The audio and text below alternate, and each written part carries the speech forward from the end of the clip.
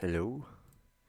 So, it says here, if you test your code, you'll notice that your console logs are not in the expected order.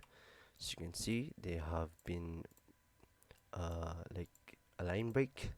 Instead of logging free, pausing for a second before logging code, and finally logging camp. You'll see this 1, 2, 3. This is because set timeout function is asynchronous, meaning that it doesn't stop the execution of the rest of your code. All the code in the show animation function runs line by line, but because set timeout is asynchronous, free and comp are logged to the console immediately, and then code is logged to the console after 1 second delay.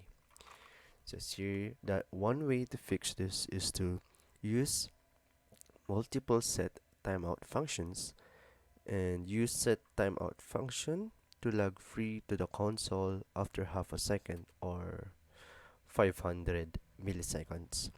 So what we will do here is we cut this by Control X, and then we call the set function set timeout function.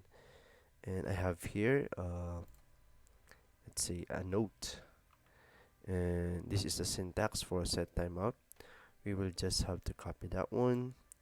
So set timeout, um, and then there's a call function with a body of this. Don't forget the semicolon, and within this one, we have to log the free that has been mentioned.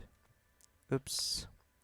It also says here you should pass 500 as the second argument to the new set timeout. Okay, what if we put it in here? It says what? Oh, yes. So actually, this is the first argument, and we have to pass in. I thought this was the first one, so correction, this is the first argument, and this will be our second argument, which will we pass the 500 as our second argument. Oops, what's wrong? There.